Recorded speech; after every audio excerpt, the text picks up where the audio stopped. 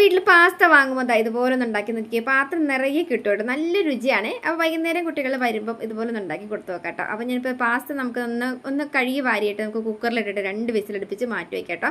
ഇനി നമുക്കൊരു ചെറിയൊരു കിഴങ്ങും അതുപോലെ ഒരു ചെറിയൊരു ക്യാരറ്റും കാണും, അതുപോലെ അതിന് കുറച്ച് ഒരിത്തിരി തക്കാളിയും കൂടി അരിഞ്ഞ് മാറ്റി വയ്ക്കണം കേട്ടോ. പിന്നെ ഇതുപോലെ നമ്മൾ വേവിച്ച് വെച്ചേക്കുന്ന പാസ്ത ഉണ്ടല്ലോ, അത് നമുക്കൊന്നൊരു അരിപ്പക്കൊട്ടയിലേക്ക് കൊട്ടിയിട്ട് വെള്ളം വാരി കഴുകി വാരി വയ്ക്കുവാണെങ്കിൽ ഒട്ടിപ്പിടിക്കാതിരിക്കും കേട്ടോ.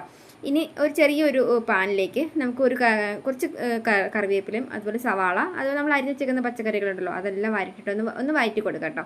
കുറച്ച് കുരുമുളകും അതുപോലെ ഗരം മസാലപ്പൊടി, ഗ്രാമ്പു, ഏലക്ക, പട്ടയും കൂടി പൊടിച്ചതും കൂടി ഇട്ടിട്ട് നമുക്കൊന്ന് ആവിയായിട്ട് ഒന്ന് വേവിച്ചെടുക്കാം. ഇനി വീട്ടിൽ മാഗി മസാലയുടെ പാക്കറ്റ് ഇരിപ്പുണ്ടെങ്കിൽ വേണമെങ്കിൽ ഒന്ന് എടുത്ത് കൊട്ടി ഒന്ന് ഇളകിയെടുക്കാം കേട്ടോ. ഇനിയിപ്പോൾ നമുക്ക് മുട്ട വേണമെങ്കിൽ ചിക്കി എടുക്കുന്നുള്ളവർക്ക് വേണമെങ്കിൽ ഈ കൂട്ടത്തിലേക്ക് മുട്ടയും കൂടി ഇട്ട് ചിക്കിയതിന് ശേഷം നിങ്ങൾക്ക് നമ്മൾ ആ വേവിച്ച് ചേക്കുന്ന പാസ്ത ഇട്ട് കൊടുക്കാം കേട്ടോ.